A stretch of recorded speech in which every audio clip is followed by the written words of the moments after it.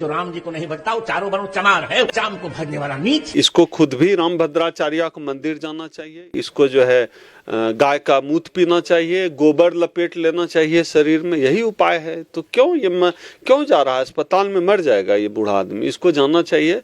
और ये तो दोनों आंखों से भी ये ब्लाइंड है राम भद्राचार्य। तो कृपा नहीं होगी भगवान की, राम की होगी कृपा। रोज अपने आंख में 2 बूंद गाय का मूत डालेगा 15 दिन, तो इसको दिखना भी शुरू हो जाएगा। कहाँ अस्पताल चला गया? राम भद्राचार्य को अस्पताल नहीं जाना चाहिए, शरीर में गोबर लपेट के घर में रहे, राम मंदिर में जाके बैठे। क्यों अस्पताल गया? और 1-1 लीटर रोज 3 टाइम करके जो है 1 लीटर गाय का मूत पीना चाहिए। लेकिन जो इनके भक्त हैं वो कह रहे हैं कि जल्दी शीघ्र ठीक हो जाएंगे राम भद्राचार्य, वो ऐसी कल्पना कर रहे हैं, आशा कर रहे हैं। नहीं, वो तो हम भी कर रहे हैं। अब अस्पताल गए हैं तो ठीक तो हो ही जाएंगे, ठीक हो जाए ऐसी हम कामना करते हैं। कोई बीमार हो तो बुरा नहीं बोलना चाहिए, तो ठीक हो जाए ऐसा हम भी चाहते हैं। लेकिन उनको मंदिर जाना चाहिए। सुधीर चौधरी के लिए असल में कहा गया, बहुत लोगों ने कहा कि सुधीर चौधरी को जेल भेजा जाना चाहिए। लेकिन मेरा व्यक्तिगत तौर पर मानना है कि सुधीर चौधरी जेल के लिए अब नहीं बना है। असल में सुधीर चौधरी को पागल खाना भेजा जाना चाहिए। वो आदमी मानसिक रूप से, सुधीर चौधरी जो है मानसिक रूप से एक विक्षिप्त व्यक्ति है। वो आदमी पागल खाने के लायक है। और वो शायद आज तक चैनल पे काम करता है, तो आज तक चैनल के जो पत्रकार हैं, जो कर्मचारी हैं, उसको सचेत रहना चाहिए, जो गार्ड है सचेत रहना चाहिए। पता चला कि जो है सुधीर चौधरी के सामने से कोई गुजरा, सुधीर चौधरी उसको हपक लेगा। हपकना मतलब होता है दांत से काट खाना। तो सुधीर चौधरी की मानसिक स्थिति ये हो गई है, उससे बच के रहने की जरूरत है। सुधीर चौधरी मानसिक रूप से दिवालिया हो चुका है, पागल है और लोगों को मूर्ख बनाता है एक बड़े चैनल पे। और वैसे उसमें उसकी कोई गलती भी नहीं है। तमाम जितने भी चैनल हैं वो सारे जो है ब्राह्मणों के चैनल हैं, ब्राह्मण एंकर, ब्राह्मण पत्रकार, ब्राह्मण मालिक। तो उनकी जो प्रवृत्ति है पूरी तरह से ये कोई नया नहीं है। ये लोग एंटी SC ST OBC और माइनॉरिटी हैं। ये मीडिया वाले, जिस मीडिया को लोग मेन स्ट्रीम मीडिया कहते हैं, लेकिन मैं इसे मनु स्ट्रीम मीडिया कहता हूं, मैं इसे जनेऊ मीडिया कहता हूं, मैं इसे ब्राह्मण मीडिया कहता हूं। यह मीडिया, भारतीय मीडिया अपने मूल चरित्र में ही जातिवादी है। भारतीय मीडिया अपने मूल चरित्र में ही SC ST OBC माइनॉरिटी के खिलाफ है। भारतीय मीडिया अगर और साफ से कहें तो भारतीय मीडिया अपने मूल में ही इस देश की जनता के खिलाफ है। जनता के खिलाफ मैं इसलिए कह रहा हूँ, केवल SC ST OBC का मसला नहीं है कि ये आरक्षण पे ही जहर उगलते हैं, बल्कि आप देखिए महंगाई के मुद्दे नहीं हैं, रोजगार के मुद्दे नहीं हैं। ये तमाम मुद्दों को हाशिए पर धकेल दिया गया है, जो कि जनता के मुद्दे होते हैं, जिनमें जनता के सवाल होते हैं। उन सवालों को हाशिए पर धकेल दिया गया है। ऐसी परिस्थिति में मुझे लगता है कि सुधीर चौधरी कोई एक्सेप्शन केस नहीं है, ये अकेला केस नहीं है। चित्रा त्रिपाठी लगातार आरक्षण के खिलाफ जहर उगलती है, श्वेता सिंह जो है जहर उगलती है। तो इस मीडिया का पूरा करैक्टरिस्टिक ही जातिवादी है और ये फ्यूडल करैक्टर है मीडिया का। ये ऐसे ही जो है समझते हैं, आदिवासियों से ये नफरत करते हैं। इनको असल में भारतीय संविधान से नफरत है। इनको लगता है कि संविधान की वजह से तो मनुस्मृति था तो बहुत बढ़िया था। अभी देखिए रामराज की बात होती है तो इनको बहुत अच्छा लग रहा है। संविधान से इनको दिक्कत है। तो संविधान से इसलिए दिक्कत है क्योंकि जंगल में रहने वाला एक आदिवासी जो है एक प्रदेश का मुख्यमंत्री बन गया, देश की जो है राष्ट्रपति बन गई आदिवासी। इस बात से दिक्कत है। और ये बेशरम कहता है कि जो है आदिवासी महंगी गाड़ी, महंगे कार में नहीं चल सकता है। बेवकूफ़ आदमी। आदिवासियों के पैर के नीचे जो संसाधन है ना, आर्थिक संसाधन, कोयला, हीरा, उससे तो तुम्हारे घर में बिजली जलती है सुधीर चौधरी। तो तुम आदिवासियों को औकात क्या बताओगे? आदिवासियों के पास जितने संसाधन हैं वो संसाधन तुम्हारे पास है ही नहीं। उनके कोयले से तुम्हारे घर में बिजली जल रही है। सुधीर चौधरी चाहते हैं कि आदिवासी पत्ता लपेटे, हुलुलु हुलुलु करे, तीर कमान चलाए केवल। सुधीर चौधरी तो यही चाहता है, यही उसके दिमाग में, आदिवासियों की यही तस्वीर इस देश के मनुवादियों में बैठी हुई है। अब सुधीर चौधरी करे भी तो क्या करे?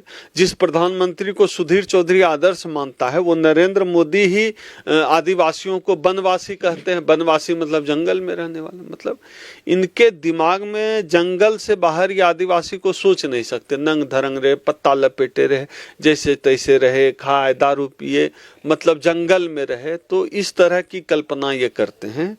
इनको पता नहीं था, कभी इन्होंने सोचा नहीं था कि कभी बाबा साहब के संविधान की वजह से कोई आदिवासी मुख्यमंत्री बनना जाएगा, कोई आदिवासी देश का प्रथम नागरिक बन जाएगा, ये कभी इन्होंने सोचा नहीं था। सुधीर चौधरी असल में अपराधी है, वो आदमी, अब तो मैं उसे आदतन अपराधी कहूँगा। सुधीर चौधरी हैबिचुअल क्रिमिनल है। हैबिचुअल इसलिए क्योंकि पहले ही वो जो है तिहाड़ जेल में रह चुका है। लेकिन सुधीर चौधरी को पता नहीं है शायद कि देश की राष्ट्रपति भी एक आदिवासी महिला हैं। नहीं, उसको सब पता है, लेकिन आदिवासियों की जो तस्वीर उसके मन में बनी हुई है वो तस्वीर वही है, जंगली वाली, पत्ता लपेटने वाली। ये दिक्कत है, असल दिक्कत यहाँ पे है। तो उस तस्वीर से वो अपना ध्यान हटाना नहीं चाहते हैं, उसी को जो है उसी पे कायम रहना चाहते हैं। सुधीर चौधरी पहले तिहाड़ में गए हैं, 100 करोड़ की जो रिश्वत मांगी थी इन्होंने। ये कैसी पत्रकारिता कर रहे हैं देश के लिए?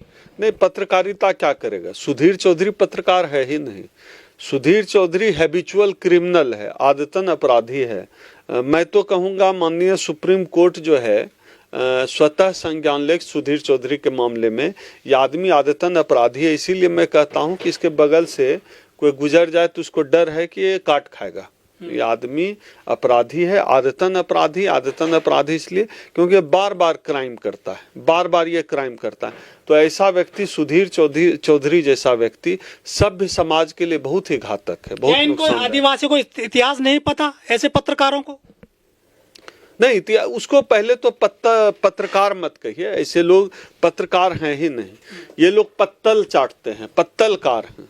ये पत्तल चाटते हैं, सत्ता की जूठी पत्तल चाटते हैं। ये लोग मनुस्मृति के गुलाम हैं। इनके ये आज तक भारतीय संविधान को स्वीकार नहीं कर पाए हैं, क्योंकि इनके सामने कोई दलित, पिछड़ा, आदिवासी कभी खटिया पर भी नहीं बैठता था। परछाई से भी ये जो है अपवित्र हो जाते थे। आज दलित और आदिवासी जो है राष्ट्रपति और मुख्यमंत्री बन रहा है, इस बात से इनको दिक्कत है। SC/ST एक्ट में केस दर्ज हो गया सुधीर चौधरी पर, क्या जेल जाएंगे? मुझे तो नहीं लगता। इस देश में न्याय व्यवस्था जो है आजकल जिस तरह से काम कर रही है, अभी देखिए जब नीतीश जी ने इस्तीफा दिया तो 2 मिनट के अंदर फिर से मुख्यमंत्री बन गए, और हेमंत सोरेन, चंपई सोरेन वहां खड़े रहे तो उनको जो है शपथ दिलाने में इतना वक्त लगा। इसका मतलब है कि देश की तमाम व्यवस्थाएं जातिवादी है, तमाम व्यवस्थाएं जो है दलित, पिछड़ा, आदिवासी विरोधी है, चाहे जुडिशियरी हो, चाहे प्रशासन हो, चाहे विधायिका हो, सब जो है मूल चरित्र में ही SC/ST OBC के खिलाफ है। इससे पहले एक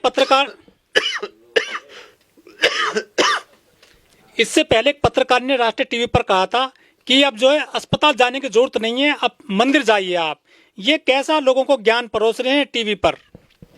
हाँ, वो अमीश देवगन बोला था ना। अभी देखिए रामभद्राचार्य जो है बीमार पड़ा है, अब बीमार पड़ा है तो जो है क्या कर रहे हैं कि वो चले गए हैं अस्पताल। भाई बीमार पड़े हो, अमीश देवगन बोल रहा था हमको मंदिर चाहिए, हॉस्पिटल नहीं चाहिए। बहुत लोग कह रहे थे भक्तजन, तो भाई बीमार पड़ते हो तो मंदिर जाओ ना, वहां जाके माथा पटको, नाक रगड़ो। अस्पताल में क्यों? हम लोग अस्पताल जाने वाले लोग हैं। विज्ञान सर्वोपरि है, हम लोग ऐसा मानते हैं। विज्ञान की सत्यता को किसी सर्टिफिकेट की अब जरूरत नहीं है, विज्ञान साबित सत्य है।